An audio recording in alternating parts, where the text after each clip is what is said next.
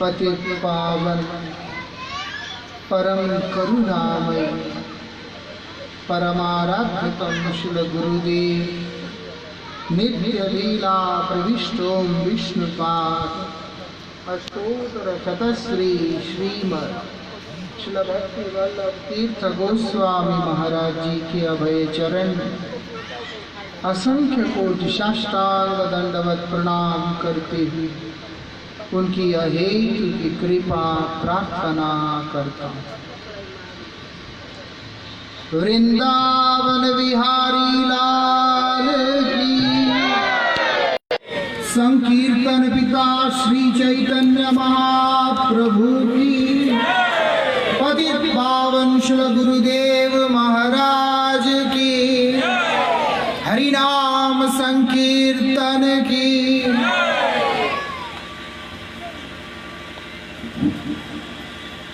परमाराध्य श्री गुरुदेव जी की असीम कृपा से हम लोगों को एक साथ होकर भगवान का संकीर्तन करने का सौभाग्य प्राप्त हो रहा है। बार बार आप ये कहते कि गुरु जी के कृपा से संभव है, ऐसे कैसे हो सकता? वो तो भगवान का नाम है। जो हमें नहीं समझ आने वाला, जो केवल अनुभूति में आने वाला तत्व है, वो क्या है? भगवान का नाम जब अपने भक्त के हृदय से निकल के आता है तो उसमें भगवान साथ में आते हैं। उसमें भगवान साथ में आते हैं। जब भगवान अपने नाम के अंदर बैठ के आते हैं, या यूं कहें स्वयं भगवान ही नाम रूप से भक्त के हृदय से निकल के बाहर आते हैं, तो वही नाम जब किसी के कान में घुसता है तो उसका कान और हृदय शांत होता है। इसीलिए आप लोग किसान होंगे कोई या बहुत सारे, जो धान के अंदर जीवन नहीं है, मतलब जो बीज नहीं है, उसको कौन खेत में डालता है? कोई नहीं डालता। क्यों? उससे फसल आ नहीं सकता। देखने में धान है लेकिन उसमें बीज नहीं है। जहाँ बीज नहीं है वहाँ अंकुर नहीं फूट सकता है ना। बिना बीज का अंकुर फूटता है। वृंदावन विहारी लाल की, बिना बीज का अंकुर नहीं फूट सकता। इसीलिए देखने में एक जैसा होने के बावजूद भी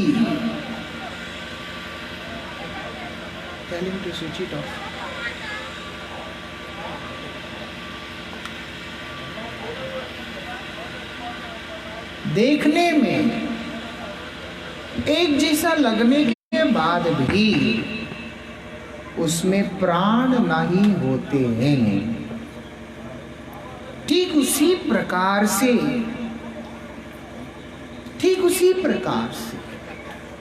लगता है भगवान का नाम, लेकिन अगर नाम करने वाला भगवान का भक्त ना हो तो वो नाम में भी ताकत नहीं होता है।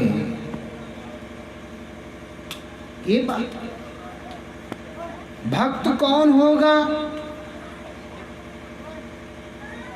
ये समझना बहुत जरूरी है।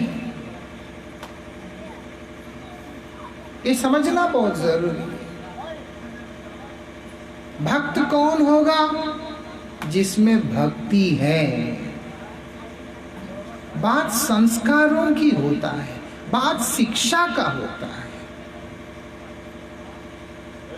हम लोग अपने जीवन में इस तत्व को, इस गंभीर विषय को समझने का प्रयास करेंगे तो हमारे बच्चे भी हमें देखकर आगे बढ़ने का प्रयास करेंगे। अगर हम आप ही का गांव का लेते, आपके ये वीरेंद्र मिश्रा जी और उनकी धर्मपत्नी श्रीमती नीलम मिश्रा जी, ये लोग हरिनाम करते हैं, भजन करने के लिए आगे आए हैं, इसलिए उनके तीनों बच्चे भजन करते हैं। और उनकी माता भी करती है, हमारी उत्तरा माता, उनके असली नाम नहीं मालूम मुझे। आपको याद है? आपका नाम उत्तरा दासी है, याद है तो अच्छा ठीक है। उनका याददाश्त अच्छा है, उनको याद रहता है। कहने का मतलब हम इस चीज की महत्व को समझेंगे तो ही हमारे बच्चे इस चीज को स्वीकार करेंगे।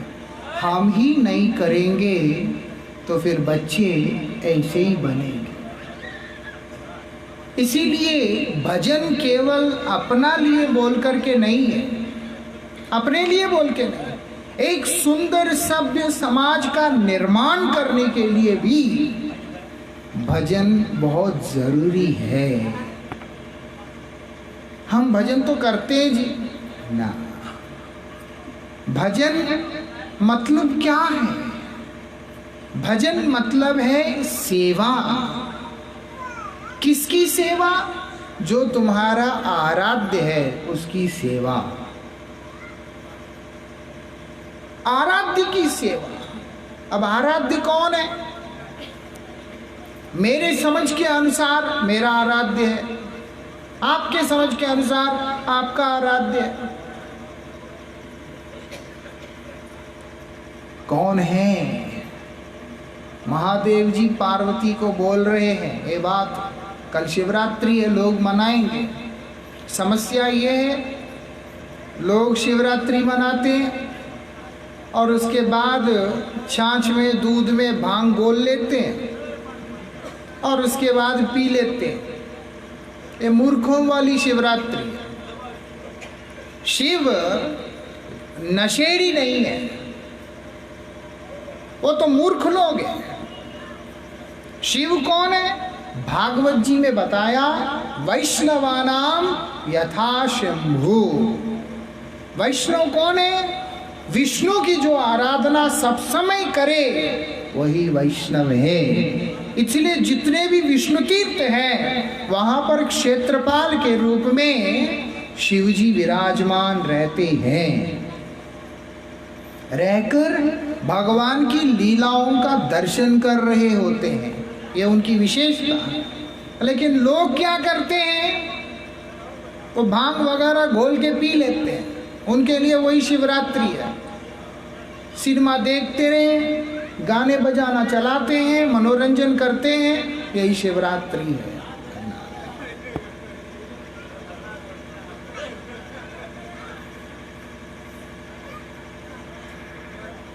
क्या बात है भैया, समझ में नहीं आता है क्या? हाँ?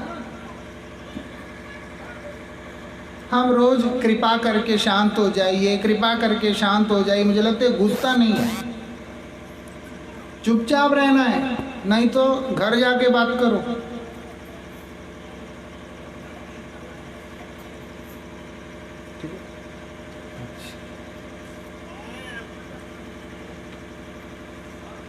बात यह है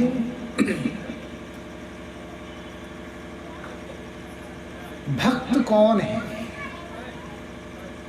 जो भगवान का सेवा करे, आराध्य वस्तु का सेवा करे। माता पिता का सेवा करने वाला माता पिता का भक्त है, गौमाता का सेवा करने वाला गौमाता का भक्त है। लोग ना माता पिता के साथ रहते हैं, ना गौमाता का सेवा करते हैं, कुत्ते रखते हैं कई लोग। वो लोग कुत्तों का भक्त है।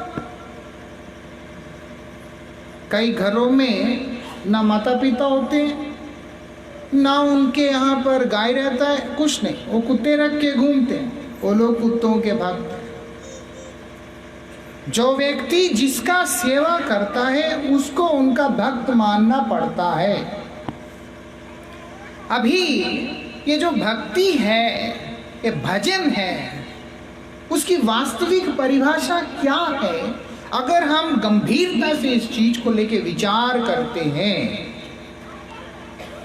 तो क्या है पता चलता है, महादेव स्वयं मां पार्वती को कहते हैं, क्या बोलते हैं? हे देवी, क्योंकि उन्होंने पूछा सबसे श्रेष्ठ आराधना किसकी है, परमाराध्य कौन है जिसकी हमने आराधना करनी है। वो क्या कहते हैं?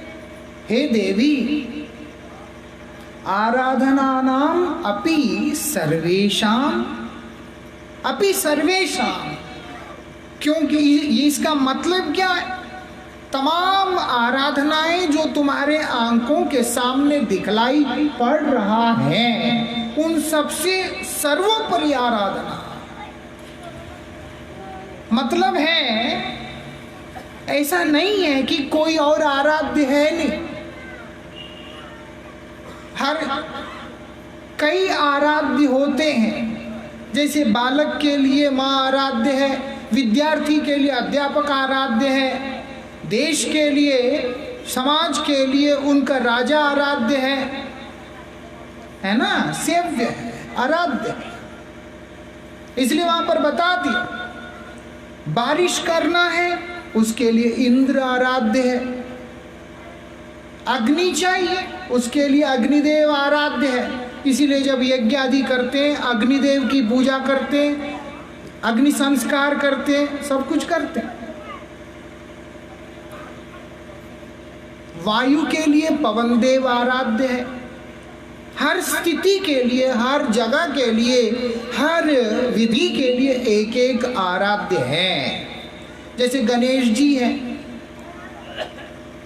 वो आराध्य है, माँ दुर्गा आराध्य है, शिव आराध्य है, सब आराध्य है। इसीलिए कंफ्यूजन ना हो, एक भ्रम ना हो, उसके लिए स्वयं महादेव बोल रहे हैं, आराधनानाम अपि सर्वेषां विष्णुर आराधनम परम।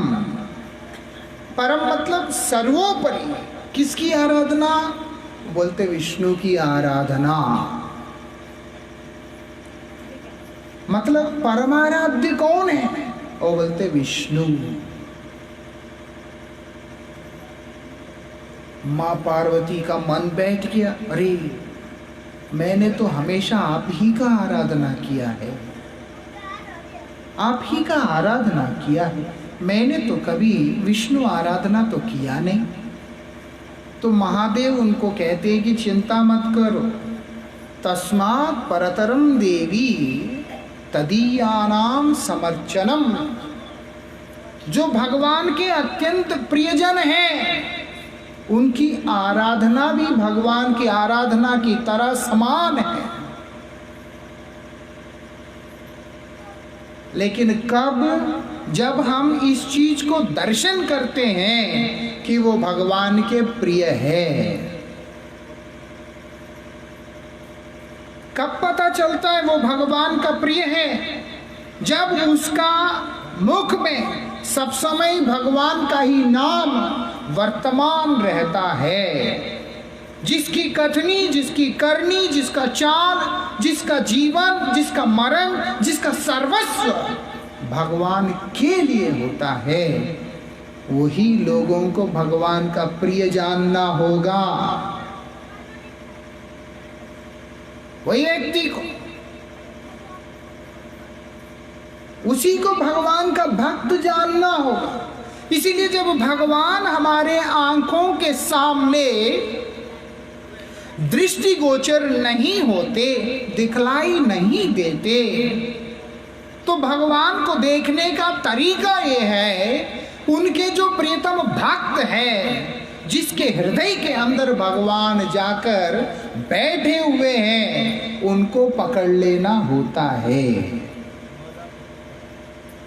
भगवान तो वैसे कह रहे हैं, सर्वस्य चाहम हृदि सन्निविष्टो, मैं तो सभी के जीवों के हृदय के अंदर बैठा हुआ, लेकिन अनुभूति में नहीं है। जिसने इस बात को अनुभव किया कि मेरे प्रभु मेरे हृदय में विराजमान है, और वो जब भगवान का नाम उच्चारण करता है, हरे कृष्ण, उसी समय भगवान शब्द के रूप में बाहर निकल के आ जाते हैं। मालूम है, इतनी विशेषता है। भगवान भक्त के हृदय में बैठकर जब बाहर निकल के आते हैं तो वो बीज रूप में आते हैं। ऐसा इसीलिए हम बोलते हैं परमाराध्य श्री गुरुदेव की कृपा है, क्योंकि गुरुदेव भगवान के प्रिय भक्त होते हैं। भगवान को उन्होंने अपने हृदय के अंदर रखा हुआ होता है। जब एक व्यक्ति उनके शरण में आता है, आप मुझ पर कृपा करें, तो वो अपने हृदय की संपत्ति उस भगवान का नाम को निकालकर कान में सुना देते हैं, जिसको श्रवण करने के बाद परम मंगल हो जाता है। इसलिए हम लोगों को ये बात समझना चाहिए। बोलते हैं, भागवत में ही बता दिया। जब कल हमने विचार किया एक बात कि ये संसार के अंदर जब जीव पतित होके आया तो भगवान ने वेद रूप में प्रकट होकर इस संसार के ऊपर कृपा किया। जब कृपा किया था उस समय लोग श्रुतिधर हुआ करते थे। मतलब है जब उपदेश दिया गया है उसी समय वो उनके दिमाग में बैठ जाता था। जैसे ही सुनाया, अब जैसे कथा हो जाने के बाद खाते हुए प्रसाद पाते हुए किसी से पूछ लो महाराज जी ने क्या कहा था, अच्छे तो बोल रहे थे, अरे क्या कहा था याद नहीं है, बढ़िया गा रहे थे, आनंद आ गया, लेकिन क्या गाया था याद नहीं है। याद नहीं, सब जगह ऐसे ही है। क्यों? उसके दो कारण है। एक तो मन संसार में है और दूसरा ये है स्मरण शक्ति कमजोर हो गया। उसका कारण क्या है? ये जितने भी मोबाइल फोन वगैरह सब हैं वही कारण है।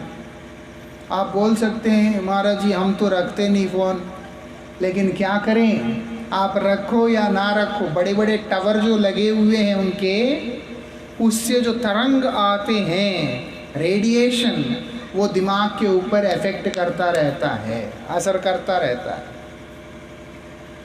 संसार का हिस्सा होने के कारण आप चाहो या ना चाहो विस्मृति नियति है। इसलिए भूल जाना उसको हम लोग टाल नहीं सकते। कोई जगह नहीं बचा, हर जगह पे टावर, हाई स्पीड इंटरनेट, ये सब के चलते चलते वो बोलते जियो, वो जियो नहीं है भैया, वो तेज नेट जो है वो वास्तविकता में मरो है। ऐसा कोई भी कंपनी, आप बोल सकते हैं आप क्यों यूज कर रहे हैं, आप क्यों इस्तेमाल कर रहे हैं। कोई भी वस्तु सही नहीं होता है, लेकिन जब वो भगवान का सेवा में लगता है तो वो वस्तु सार्थक होता है। इसके लिए यूज किया जाता है, व्यवहार किया जाता है। जैसे अभी कथा प्रसारण हो रहा है, कुछ भक्त जो यहाँ नहीं है वो दूर से उसको देखते हैं, उन लोगों को मन में सुकून मिलता है, आनंद मिलता है। इसलिए ये उस हिसाब से लाभदायी है। लेकिन अगर एक साधारण विचार से देखते हैं, कोई भी वस्तु हमारे लिए विशेष लाभ का नहीं होता। क्यों? वो भगवान के साथ में जुड़ा हुआ नहीं है। जो हो कालक्रम में फसल अच्छा सा उगे, ये सोचकर किसान लोग उसमें यूरिया डालते हैं, खाद डालते हैं, यूरिया डालते हैं, केमिकल डालते हैं, फर्टिलाइजर्स डालते हैं। उससे फसल जल्दी उगता है, ज़्यादा होता है, ऐसा मानते हैं। और अभी हम पश्चिम बंगाल में एक जगह पे गए, वहाँ देख के आए। वो देखने के बाद मटर वगैरह खाने का इच्छा ही खत्म हो गया। वो पानी में हरा रंग को घोलकर, ये जो खाने वाले मटर होते हैं जो हम लोग खाते हैं हरा वाला, वो सब उसमें डुबा डुबा कर उसका रंग उस पे चढ़ा कर उसको बिक्री कर रहे होते हैं। आदमी क्या खा रहा है भैया? ये विषय बहुत गंभीर है। ये विषय गंभीर है। जो आदमी रंग खा रहा है, केमिकल खा रहा है, वो उस व्यक्ति का शरीर में ऊर्जा कहाँ पे बनता है? उसमें ऊर्जा कहाँ बनता है? इसीलिए किसी के अंदर ज्यादा ताकत नहीं और बुद्धि का विकास नहीं। उसका कारण क्या है? आदमी खराब नहीं है, लेकिन पर्यावरण, प्रकृति के ऊपर जो हम लोगों ने अत्याचार किया है, वो उसका कारण। वृंदावन विहारी लाल की। बहुत सुंदर। अब होता क्या है, वही युग युगांतर में उतरते उतरते उतरते जब द्वापर युग का अंत आ गया, समाप्ति का समय आ गया, तो लोगों को कुछ भी याद नहीं रह रहा है। जब याद नहीं रहता एक विषय, तो होता कुछ है, समझता कुछ है, बोलता कुछ है। उससे जो परिणाम निकलता है वो बड़ा भयंकर होता है। भगवान ने इस चीज को देख लिया। भगवान ने इस चीज को अच्छे से देख लिया। देख के उन्होंने क्या किया? उनका एक अवतार, जिसको हम लोग व्यासदेव कहते हैं, नाम सुना व्यास जी का? व्यास जी का नाम कितने लोगों ने सुना भैया? हाथ उठाने का कृपा करें। अच्छा ठीक है जी। जिन्होंने भागवत की रचना की है और अष्टादश पुराण आदि हर एक चीज का रचना किया, व्यास जगत गुरु हैं। भगवान ने व्यासदेव के ऊपर कृपा किया और उनके अंदर ये शक्ति संचार किया, जिससे कि व्यासदेव वो सारे सिद्धांतों को, वो सारे उपदेशों को, वो सभी वाणी को हमारे आगे ग्रंथ रूप से प्रकाशित कर सके, लिपिबद्ध कर सके। इसीलिए व्यास जी से पहले लिपिबद्ध नहीं था। व्यास महर्षि ने ये सब लिपिबद्ध किया, लिखा। विशेष बात यह है, ये सब लिखने के बाद भी वो खुश नहीं थे। इतना कुछ लिख के भी खुश नहीं है। आप तो भगवान के अवतार हैं। आप भगवान के अवतार हैं। भगवान की इच्छा से आपने सब कुछ लिखा, लेकिन खुश नहीं है। क्या लिखा? धर्मशास्त्र लिखा। जो आदमी धर्म करना चाहता है, उसके लिए धर्मशास्त्र की रचना किया। जो व्यक्ति अर्थ चाहता है, उसके लिए अर्थ से संबंधित सभी शास्त्र लिखा।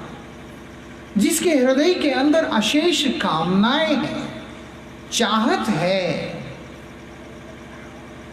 उसकी पूर्ति के लिए जो आवश्यक उपदेश है उसको लिखा, और जिसको मोक्ष प्राप्त करने का इच्छा है उसके लिए मोक्ष प्राप्त करने का उपाय भी लिख करके दे दिया।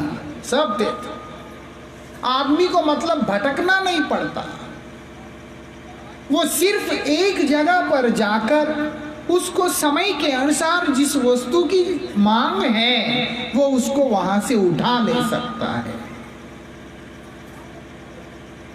ठीक है, लेकिन वो सुखी नहीं हो पाए। जब दुख बहुत ज्यादा था, उन्होंने क्या किया? अपने गुरुजी को याद किया। कौन है? व्यास जी का गुरुजी पता है कौन है? नारद गोस्वामी है। नारद जी महाराज जो है वही व्यास महर्षि के गुरु हैं। उन्होंने जैसे ही गुरु को याद किया, वहां पर नारद जी आ गए। आके व्यास से बोलते हैं, दुखी क्यों हो? ये समझने वाली बात है। वो उनसे पूछते हैं कि तुम दुखी क्यों हो? व्यास कहते हैं कि गुरुदेव, मैंने लोगों के भलाई के लिए इतना कुछ किया, लेकिन मुझे संतोष नहीं हो रहा है। आप एक चीज विचार कीजिए, जो लोग अपना स्वार्थ रख के समाज का सेवा करने के लिए निकलते हैं, वो लोग कहाँ से सुखी हो पाएंगे? जो एक निस्वार्थ व्यक्ति, जो कि भगवान का ही अवतार होने के बावजूद भी सुखी नहीं हो पा रहे हैं, तो साधारण सा व्यक्ति जो समाज सेवा करने के लिए निकलता है वो सुखी कैसे रह सकता है, जब तक कि उसके अंदर आध्यात्म ना हो, जिसके जीवन में परमार्थ ना। इसीलिए किसी का मदद करना है, किसी को सहायता करना है, तो वो करने वाला व्यक्ति निश्चित रूप से कोई महापुरुष ही होना चाहिए। स्वार्थी व्यक्तियों से देश नहीं चलता। आप इतिहास इसका गवाह है। जो व्यक्ति स्वार्थ लेकर के देश को चलाने का प्रयास किया, वास्तविकता में कभी देश चला नहीं है। देश चलाने के लिए राजर्षि होना पड़ता है, उसको ऋषि होना पड़ता है, विरक्त होना पड़ता है, वैरागी होना पड़ता है। वो कैसे होगा? जब तक उसके जीवन में आध्यात्म ना हो। कल हमने चर्चा किया था अम्बरीश महाराज के बारे में। वो राजा है लेकिन महात्मा है। वो राज्य तो करते थे लेकिन अपना स्वार्थ नहीं था, भगवान के कृपा के रूप में उसको देखते थे। भरत जी महाराज ने राज्य नहीं चलाया था।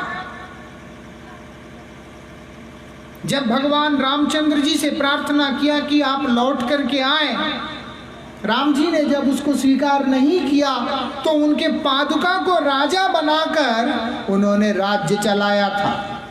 किया उन्होंने जो करना होता है एक राजा को, लेकिन खुद राजा बन करके नहीं किया, पादुका को राजा बना के किया। एक धर्मात्मा, एक भक्त, एक आदर्श चरित्रवान व्यक्ति ही समाज का परिचालना कर सकता है, साधारण व्यक्ति नहीं कर सकता।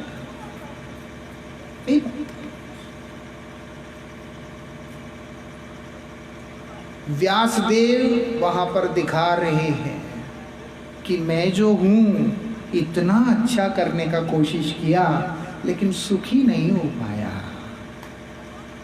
जो स्वार्थ लेकर के दुनिया में घूमते होते हैं, वो लोग कैसे सुखी हो सकते हैं? कभी भी सुखी नहीं हो सकते। जो हो तो व्यास जी ने उनसे पूछा, मैं क्या करूं, मैं क्या करूं, आप ही बताइए। तब नारद गोस्वामी ने उनको उपदेश किया था कि हे व्यास, तुम भगवान के महिमा का कीर्तन करो। हम लोग भागवत करते हैं, भागवत सप्ताह भी करते हैं, कितने खुशी से करते हैं। अगर हम विचार करें, भागवत खुशी से नहीं हुआ, जिज्ञासा से हुआ, आत्म कल्याण की आकांक्षा से हुआ। समझ में आ रहा है? भागवत हुआ कब? जब परीक्षित महाराज परेशान थे कि मेरा मंगल कैसे होगा, क्योंकि मैंने गलत किया। तब उनका मंगल करने के लिए जो सुखदेव जी महाराज आए थे, तब भागवत हुआ था। धुंधकारी प्रेत योनि में बैठ के परेशान पड़ा हुआ था, उसका उद्धार करने के लिए गोकर्ण जी महाराज ने अनेक प्रकार के यत्न करने के बाद भी जब नहीं हो पाया, अंत में भागवत कथा हुआ था, जिसको सुनकर धुंधकारी का उद्धार हुआ था। भक्ति महारानी अपने पुत्र ज्ञान और वैराग्य की वृद्धावस्था को देखकर जहां पर परेशान अवस्था में बैठी हुई है, उनका उद्धार करने के लिए सनत कुमार बद्रिकाश्रम से हरिद्वार में पधार कर जो भागवत जी का उपदेश किया था, तब जाकर के भागवत जी प्रकट हुआ है। एक या दो, जब जब भागवत हुआ, वहां पर जो श्रोता है उसकी या तो जिज्ञासा है या कोई उसके अंदर आर्त भाव है, तब जाके भागवत हुआ। अभी भागवत मनोरंजन हो गया, दूसरे का हम नहीं कहते हैं, कौन क्या कहता है उससे हमें लेना देना नहीं। एक प्रोग्राम कुछ साल पहले हमसे भी कहा था भागवत सप्ताह करने के लिए, मैं तो पसंद नहीं करता हूं, लेकिन वो लोगों ने बोला कीजिए। जब करने के लिए बैठा, मेरे पीछे से, मैं कमरे में था, मेरे पीछे से लड़ाई हो गया। वहां किस लिए लड़ाई हो गया? एक कहता है वो कलश का लोटा मैंने लेके जाना है, दूसरा कहता है जो रुक्मिणी विवाह में जो जो कपड़े आए वो मैंने लेके जाना, तीसरा कहता है मुझे कुछ और चाहिए। भैया भागवत कहां हो रहा है? फिर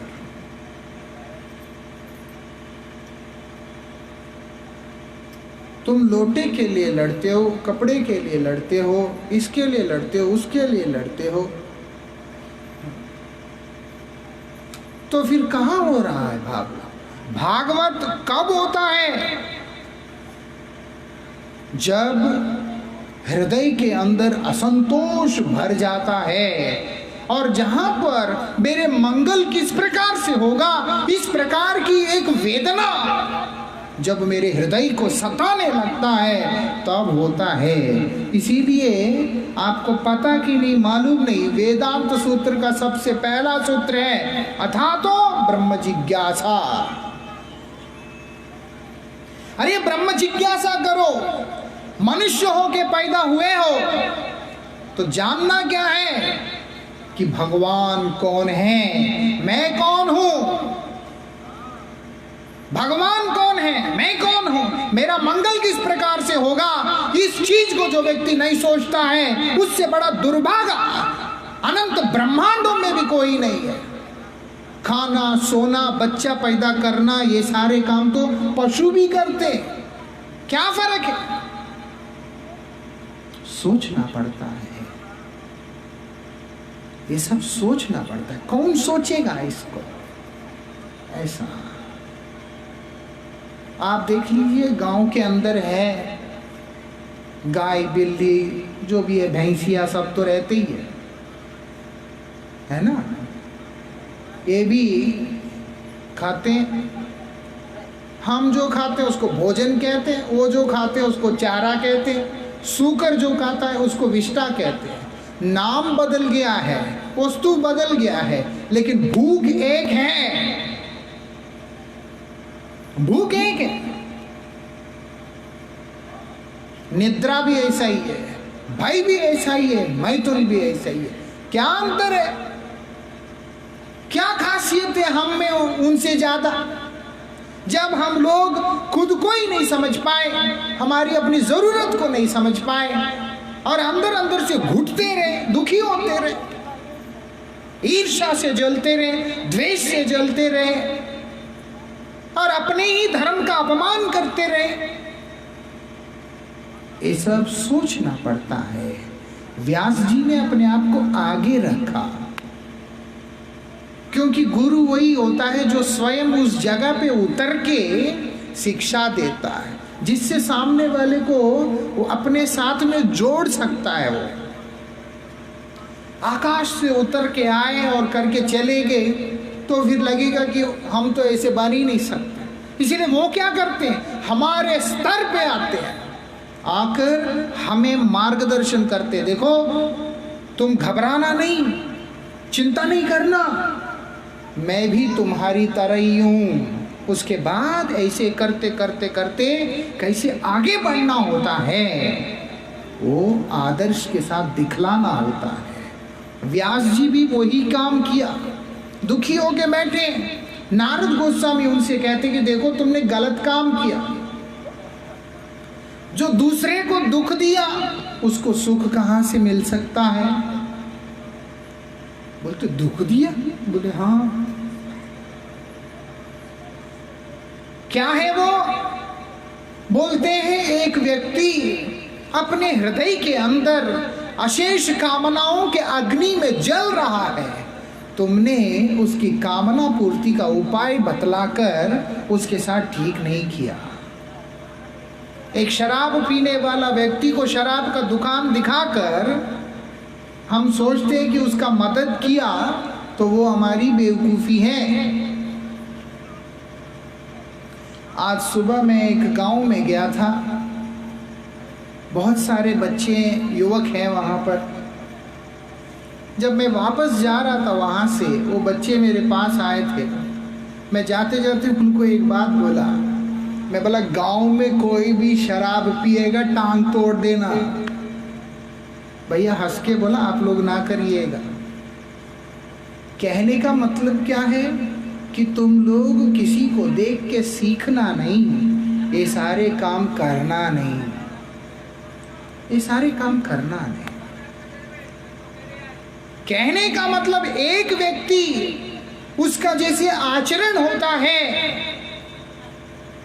वो उसकी शिक्षा उसी प्रकार से होता है। इसीलिए बोलते हैं भक्त के साथ में बैठ। व्यास जी को नारद जी कह रहे हैं कि तुमने ठीक नहीं किया, वो तड़प रहा है, तुम क्या किया? तुमने उसका तड़पन को बढ़ाने वाला साधन तुमने बता दिया, इसलिए ये भी गलत ही है। बोला अब मैं क्या करूं? बोलते भगवान के बारे में बोलो। जो मैं आप लोगों को कहना चाहता हूं वो ये है, भगवान के बारे में बोलो। तो व्यास जी ने कहा कि मैं महाभारत में बोला था। बोलते वो नहीं चलेगा, वो नहीं चलेगा। क्यों? क्योंकि वहां जो तुमने बोला तुम्हारा उद्देश्य था मोक्ष। देखिए मोक्ष साधारण चीज नहीं होता, मोक्ष हल्के फुल्के लोगों को नहीं मिलता है कि मैं कुछ भी करूं और मैं मुक्ति मुझे मिल जाएगा, नहीं है। मोक्ष को पाने के लिए भी भयंकर साधन करना पड़ता है। जो ब्रह्मज्ञानी होता है उनको मोक्ष मिलता है, मूर्खों को नहीं मिलता है। लेकिन नारद जी महाराज बोलते हैं वो उद्देश्य भी तुम्हारा गलत है। वृंदावन विहारी लाल की, तुम्हारा वो उद्देश्य भी गलत है। सोचो, जो साधारण व्यक्तियों का बस का काम नहीं है, जो बड़े बड़े ज्ञान मार्ग को चलते हुए ब्रह्म ज्ञान को प्राप्त किया, महान विभूति जिस मोक्ष को प्राप्त करते हैं, वो मोक्ष का उपदेश को भी वहां पर नारद जी महाराज ने नकार दिया। बोलते मोक्ष पाने के लिए अगर तुमने भगवान के बारे में बताया तो वो भी असर नहीं करेगा। उसके बाद नारद जी एक बात बोलते हैं व्यास को, क्या बोलते हैं? अवैष्णव मुखोद्गीर्णात् पीयूताम भागवतामृतम श्रवणम न एव कर्तव्यम सर्पोच्चिष्ट यथा पय। ये बात सुना कभी? ये भागवत जी में ही है, ये भागवत जी में ही नारद जी बोल रहे, अवैष्णव मुखोद्गीर्णात्, जो वैष्णव नहीं है। वैष्णव कौन है? वैष्णव कोई जाति नहीं है, वैष्णव कोई सांप्रदाय नहीं है, वैष्णव कोई मत नहीं है, वैष्णव एक स्वभाव है, वैष्णव एक व्यक्तित्व है। जो विष्णु की आराधना करते हैं उसको वैष्णव बोलते हैं। जो विष्णु की आराधना करने वाले जितने भी व्यक्ति होते हैं उनको वैष्णव कहते हैं। मतलब जो भगवान का भक्त होगा उसी को वैष्णव बोल के संबोधन किया गया है, उसी को वैष्णव का शब्द से अलंकृत किया। मालूम है वैष्णव किसको कहते हैं? भगवान के भक्त को वैष्णव कहते हैं, हर किसी को वैष्णव नहीं कहते। वैष्णव बनने के लिए भगवान का सेवा करना पड़ता है, भगवान का आराधना करना पड़ता है। वृंदावन विहारी लाल की। एक बात है, इसलिए बोल रहे हैं जो वैष्णव होगा, जो विष्णु को मानने वाला होगा, वो कैसे होगा? विष्णु के नाम, विष्णु मतलब जो सर्वत्र व्याप्त होते हैं वही विष्णु है। मतलब जिसको हम कहते हैं कि कण कण में, वो ही विष्णु है। और वो विष्णु का जो मूल स्वरूप है जिसको शास्त्र कहते हैं कृष्ण। इसीलिए बता दिया ईश्वरा परमा कृष्ण सच्चिदानंद विग्रह अनादिर आदिर गोविंद सर्व कारण कारणम। जो तमाम कारणों के कारण स्वरूप पूर्ण पुरुषोत्तम ब्रह्म भगवान ब्रजेंद्र नंदन श्री कृष्ण ही विष्णु हैं।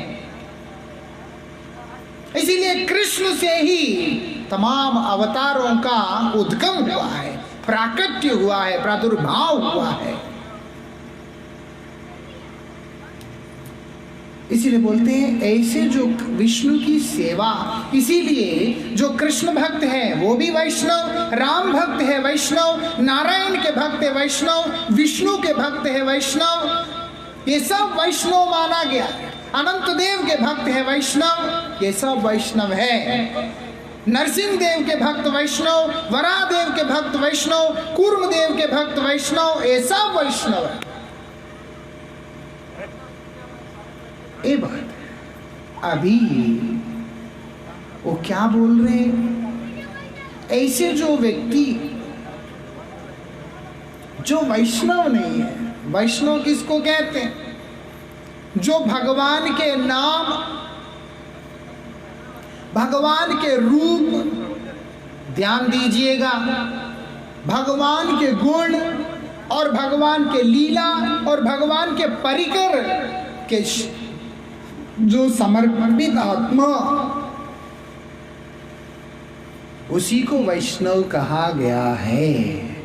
जिसका ये 5 चीजों के अतिरिक्त किसी और वस्तु के आकांक्षा रहता है, चाहत रहता है, उसको वैष्णव नहीं कहा गया है।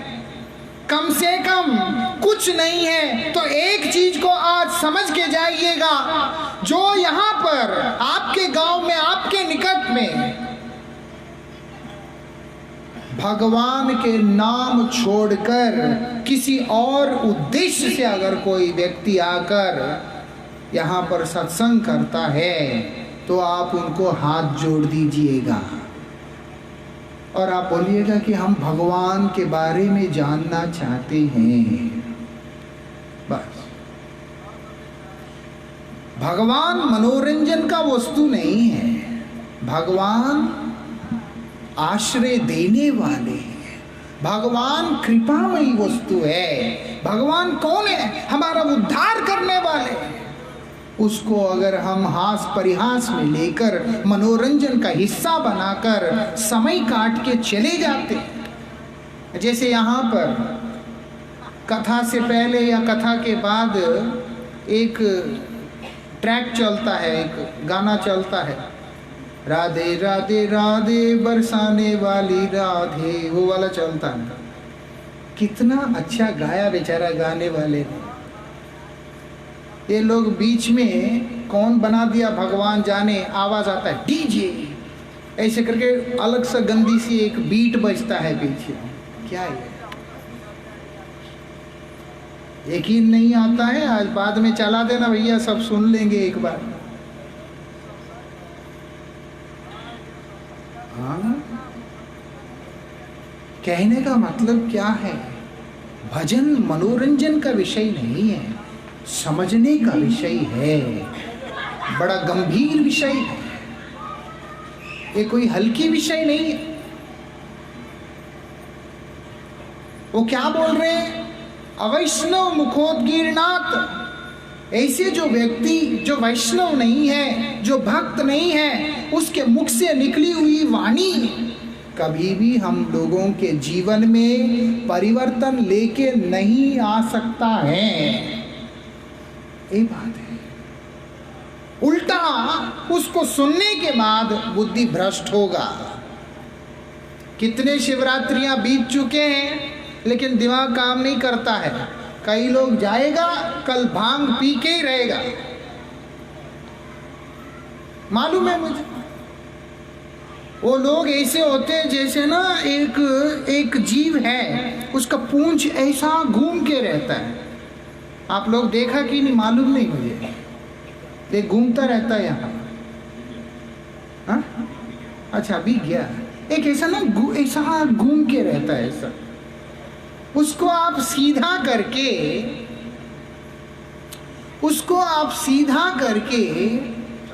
1 साल पूरा पकड़ के रखो। जब उसके बाद खोल दोगे उसको, वो फिर ऐसा घूम जाता है। ये सारे लोग ऐसे होते हैं। अरे अगर भांग पीना है मान लो, पी लो, कोई बात नहीं, लेकिन शिव ने जहर भी तो पिया था भैया। पिया कि नहीं पिया? महादेव ने उस मंदराचल पर्वत के मंथन के समय में भगवान के इच्छा की पूर्ति के लिए क्या किया था? हालाहल विष को पान किया था। साधारण बात नहीं है। जब सुमेरु पर्वत, ठीक है, सुमेरु पर्वत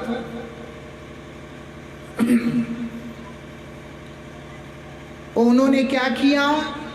कूर्म रूप धारण करके उस सुमेरु पर्वत को अपने पीठ के ऊपर रखा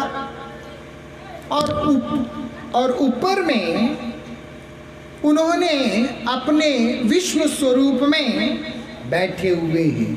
नीचे कूर्म रूप से, ऊपर विष्णु रूप से, मध्य में सुमेरु है और वासुकी जो सर्प है उससे समुद्र मंथन कर रहे हैं, रड़क रहे हैं। जैसे हम लोग लस्सी रड़कते हैं, दही में से ऐसे ऐसे करते हैं ना, ऐसे ये लोग देवता और असुर वहां पर उस समुद्र को मंथन कर रहे हैं। उस समय क्या हुआ, क्या होता है उस समय? सबसे पहले विष पैदा होता है। ये भी हमें समझना चाहिए, हमारे कोई भी प्रयास में सीधा अमृत नहीं आता, पहले विष निकल के आता है। उससे जो घबरा जाता है वो व्यक्ति जीवन में विफल हो जाता है, वो व्यक्ति जीवन में सफल नहीं हो पाता। अब यहां पर हालाहल विष निकल के आ गया, भयंकर, सारे मूर्छित हो रहे हैं, क्या करें? भगवान के पास जाके बोलते कि प्रभु इसका क्या उपाय है? भगवान बोलते शिव जी को बुलाओ। महादेव जी आते हैं, क्योंकि उनसे जाके कहते हैं कि भगवान का यही इच्छा है कि आप इस हालाहल विष का कुछ कीजिए।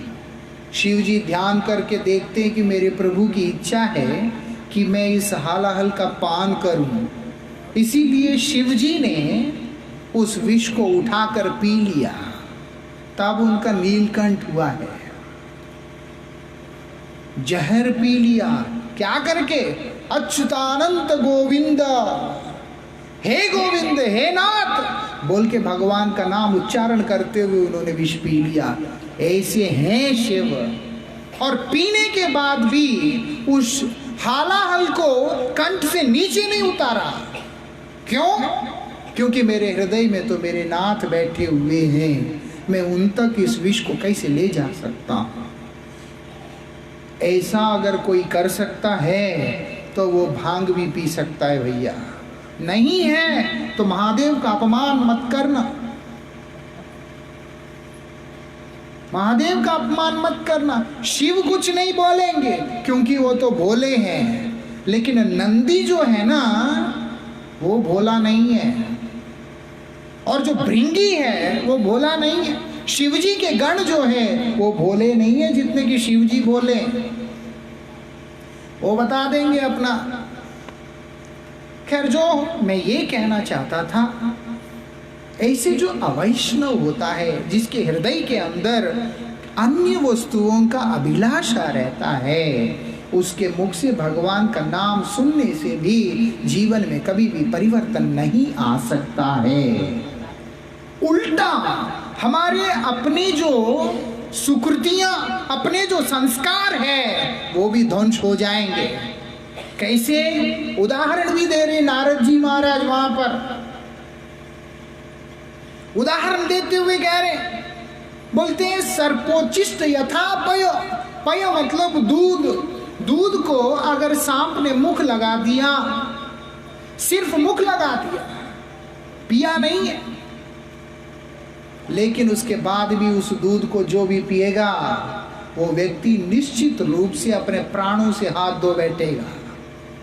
अरे दूध तो अच्छा होता है, गाय का दूध है, गिर नस्ल का गाय है ना भैया, सांप ने मुख लगा दिया, वो जहर बन गया, वो जो पिएगा उसका प्राण चला जाएगा। भगवान का नाम भी ऐसा ही होता है। इसीलिए भगवान का नाम को किसके पास जाके करना पड़ता है? बोलते भगवान के प्रिय भक्तों के पास जाके करना पड़ता है, तभी जाकर भगवान की समाराधना माना जाता है। ये बात है। शिव जी ने बोला ना, आराधना नाम अभी सर्वेशाम विष्णु आराधनम परम, श्रेष्ठ आराधना भगवान श्री हरि की आराधना है। वो कैसे करना होगा? तदीय के साथ में मिलकर के आराधना करना होगा। वो भक्त ही नहीं है जो भगवान का सेवा ना कराकर अपनी सेवा कराता है, वो गुरु ही नहीं है जो भगवान को किनारा लगाकर अपना सेवा कराता है। ये विशेषता है। सेवा भगवान का होना चाहिए, सेवा भक्त का होना चाहिए, गुरुदेव का होना चाहिए, विशेषता है। तब जाके भगवान का कृपा हमारा जीवन में आता है, तब जाके हमारा जीवन का वास्तविक मूल्य क्या है, अर्थ क्या है, महत्व क्या है, हमें समझ में आता है। नहीं है तो सिर्फ जिंदगी कटता हुआ चला जाता है, हाथ में कुछ लगता नहीं है। ये बात है। एक बार मैं विदेश में था, किसी देश में गया था ऐसे ही सत्संग के लिए। वहां मुझे एक लड़का बोलता है, सब कुछ ठीक है लेकिन आप व्यसन छोड़ने की बात क्यों कहते हैं? मैंने उसको कहा था, मैंने बोला तुमको गलत समझ में आया, हम कभी भी व्यसन छोड़ने के लिए बोलता नहीं। आप लोगों को भी आश्चर्य हो सकता है कि 2 दिन से तुम्हारा यही बोल रहे कि भैया शराब मत पियो, मांस मत खाओ, तम्बाकू मत खाओ, ये मत खाओ, अभी आप मुकर गए। मैं कभी भी व्यसन छोड़ने के लिए बोलता नहीं, मैं तो उल्टा नशा करने के लिए बोल रहा, व्यसन करने के लिए बोल रहा। व्यसन करने के लिए बोल रहा, नशा करो तो भैया ऐसी नशा करो जहां पर गंध ना फैलाना पड़े। नशा करना है तो ऐसी नशा करो जो कभी उतरी ना, है ना। हर घंटे के बाद खाना पड़ता है, वो क्या नशा है भैया? रात को पीता है, सुबह उतर जाता है, तो काय का नशा है वो?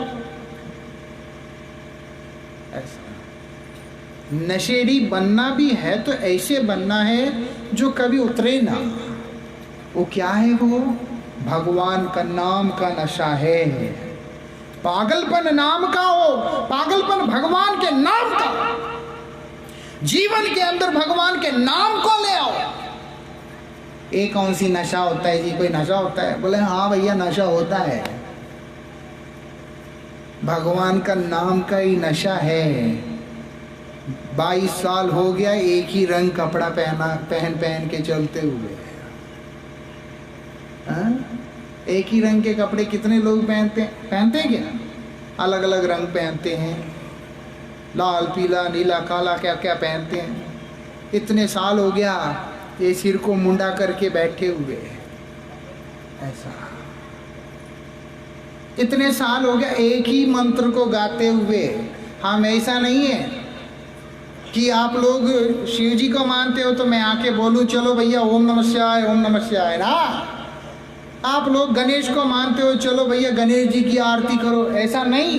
एक ही मंत्र, कौन सा है? हरे कृष्णा कृष्णा कृष्णा हरे हरे, हरे राम राम राम हरे हरे। एक ही मंत्र इतने साल से करे जा रहे।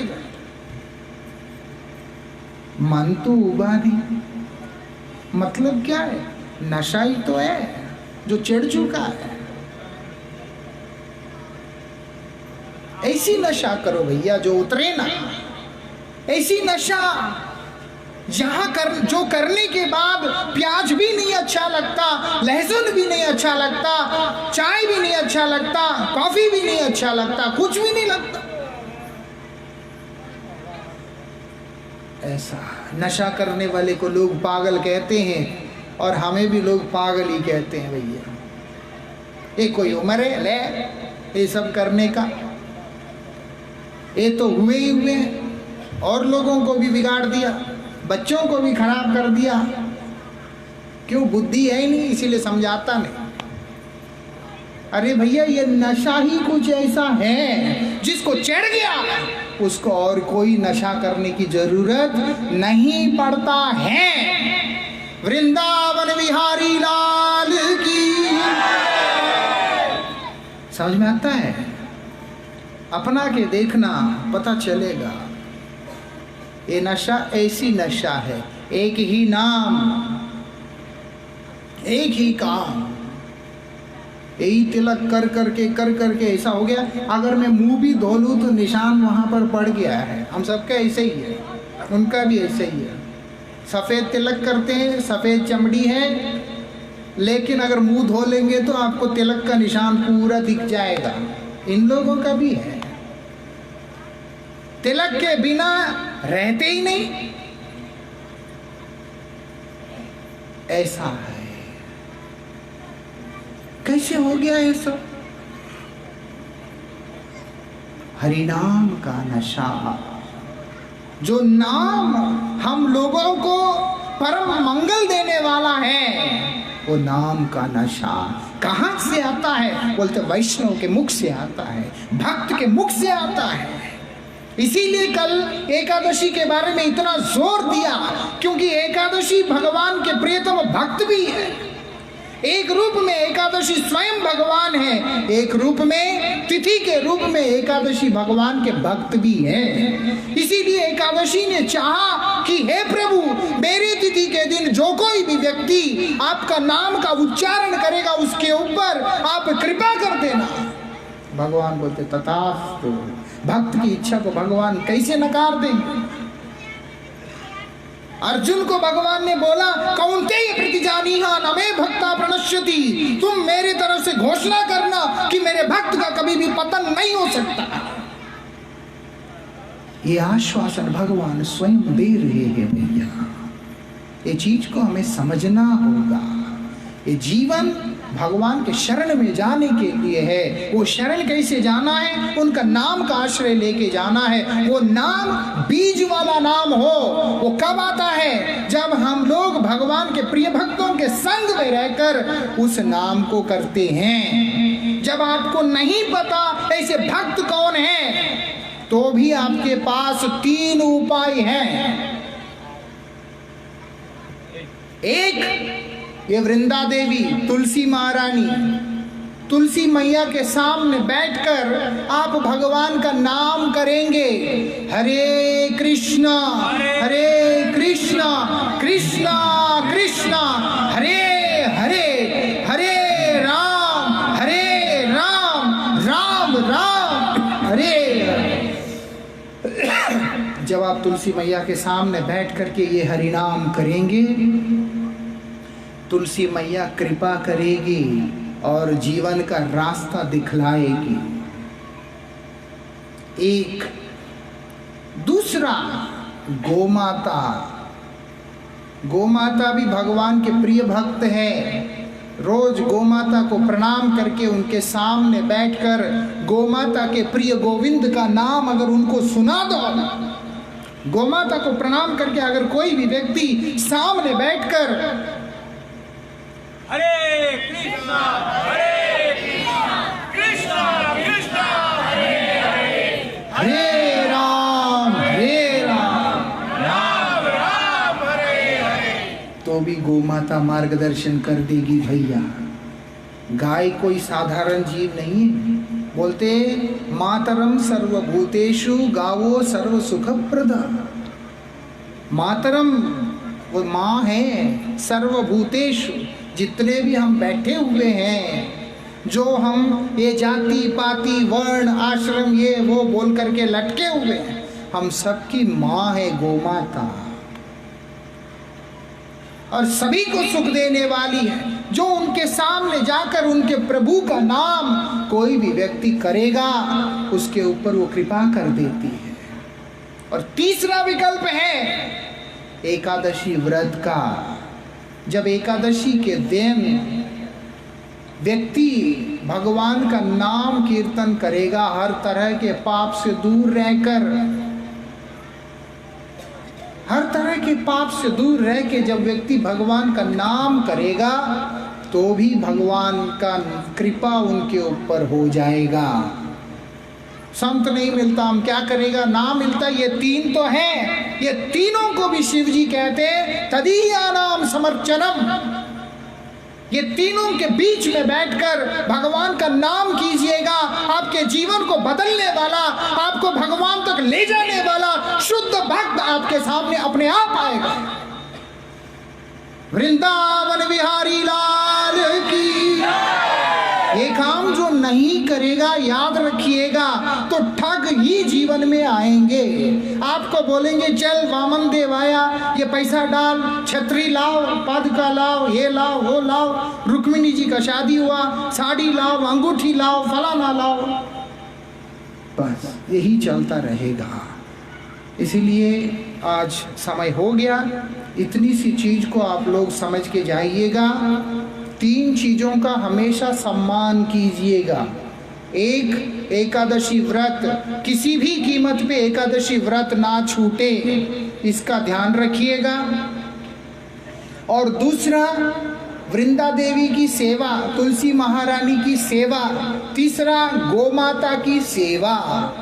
जिस समाज के अंदर गोसेवा नहीं होता है, जिस समाज के अंदर लोग वृंदा देवी की सेवा नहीं करते हैं, जिस समाज के अंदर लोग एकादशी व्रत का पालन नहीं करते, वो समाज कभी भी प्रगतिशील नहीं हो सकता। इसलिए इसको आप याद रखिएगा, ये 3 चीजों को।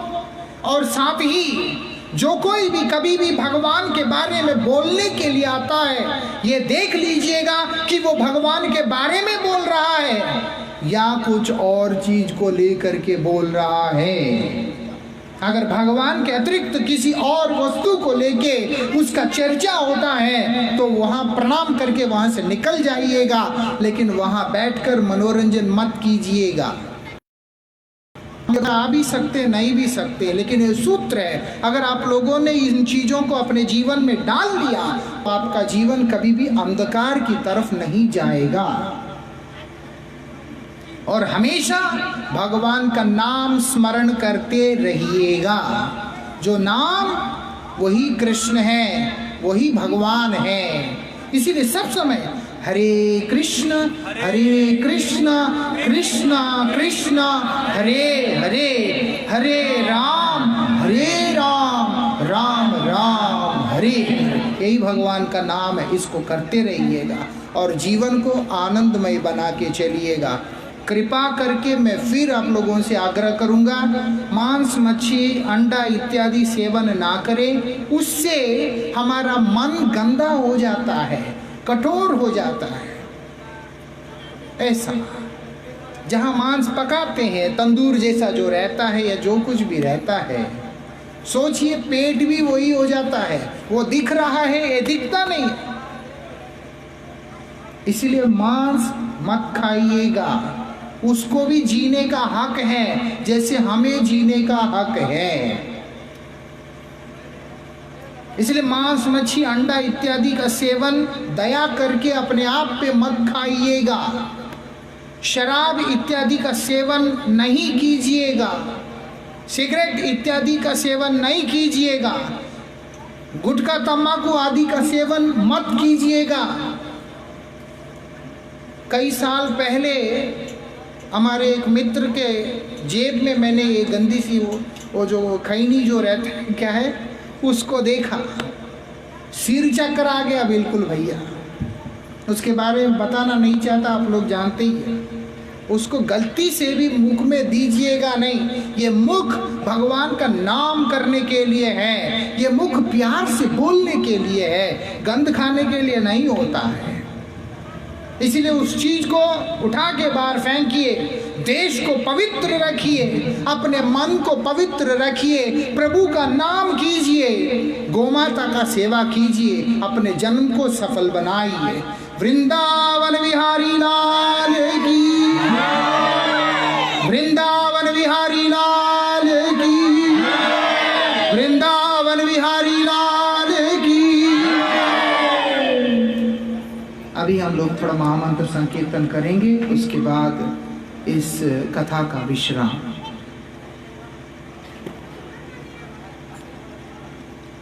हरे कृष्ण कृष्ण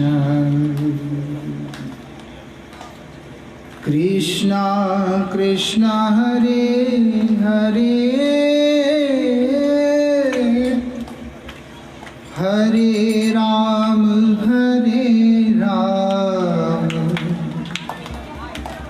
राम राम हरे हरे।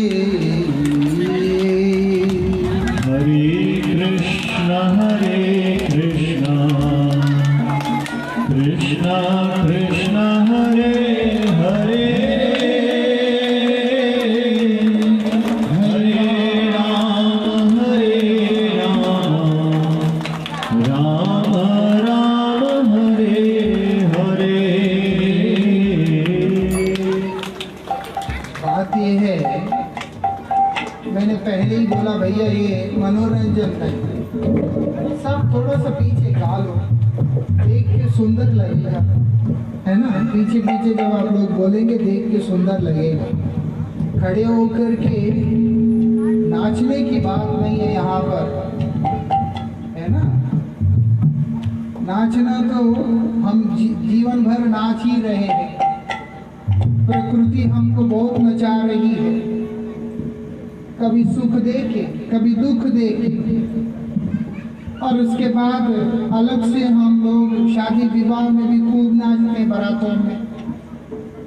अभी गाना है, नाचना तो नाचो ना नाचो कोई प्रॉब्लम नहीं है, लेकिन गाना जरूर है, गाइएगा, मुख से भगवान का नाम उच्चारण कीजिएगा।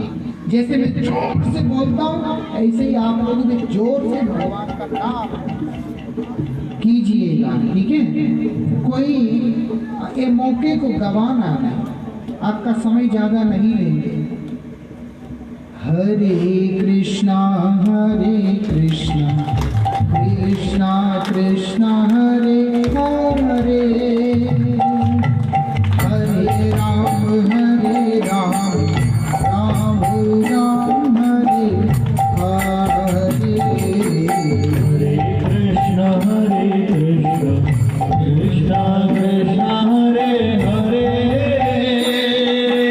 हरे राम राम राम हरे हरे।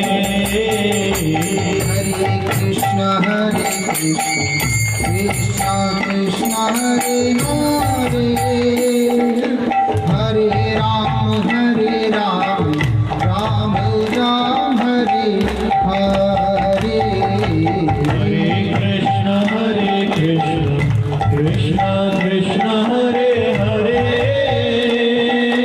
हरे राम राम राम हरे हरे। हरे कृष्णा कृष्णा कृष्णा हरे हरे, हरे राम राम राम हरे हरे। हरे कृष्णा कृष्णा कृष्णा हरे हरे, हरे राम राम राम हरे हरे। हरे कृष्णा कृष्णा कृष्णा हरे हरे, हरे राम राम राम हरे हरे। हरे कृष्णा कृष्णा कृष्णा हरे हरे, हरे राम राम हरे हरे। आप लोग गाइएगा।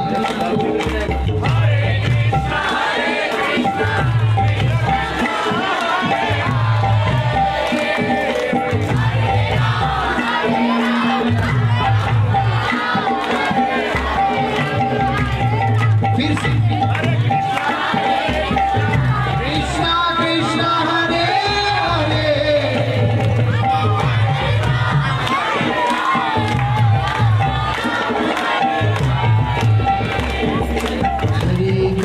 हरे कृष्णा कृष्णा कृष्णा हरे हरे, हरे राम राम राम हरे हरे।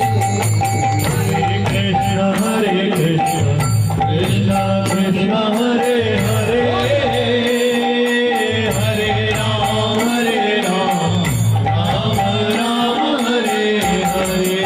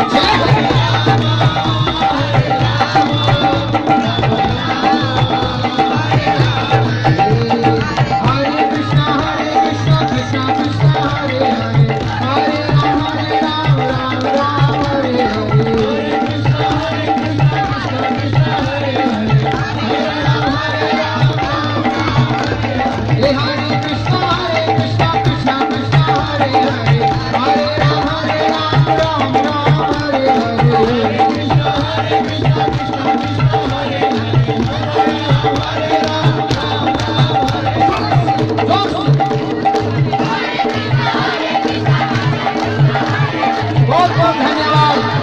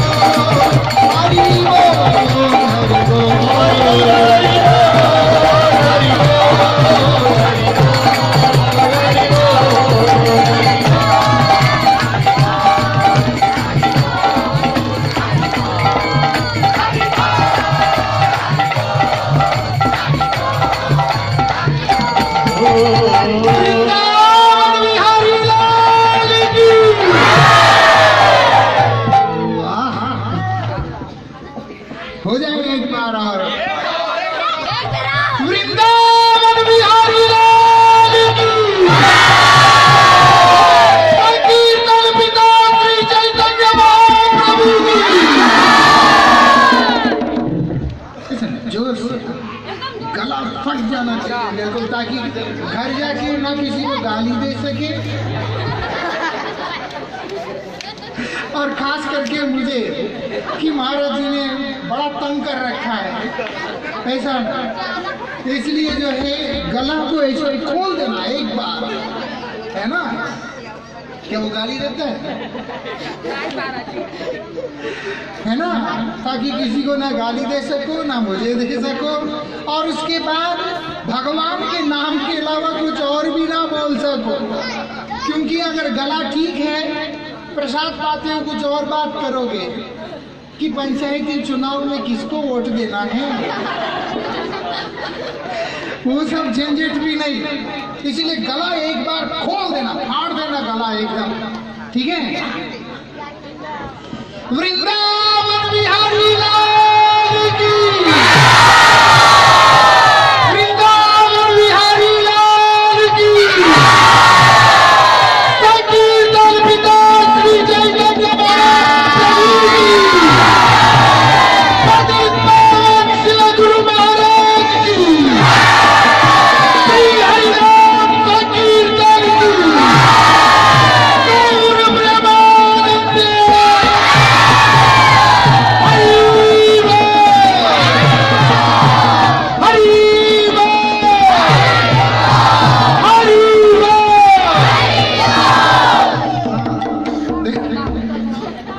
अगर कभी नारा लगाना पड़ा, ठीक है, ये देखो बहुत सारे पोस्टर है भैया, मैं नाम नहीं लेता किसी का, उनके नारे मत लगाना,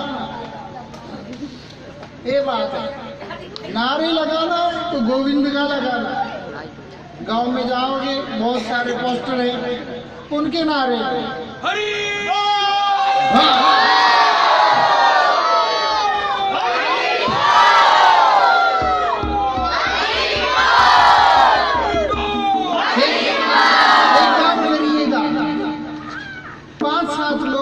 आदमी अलग अलग जगह से जोर से बोल दीजिएगा, उसके बाद छोड़ देते। कोई ये लोग नहीं जो देते ही हैं, बाकी लोगों में से कोई है जोर से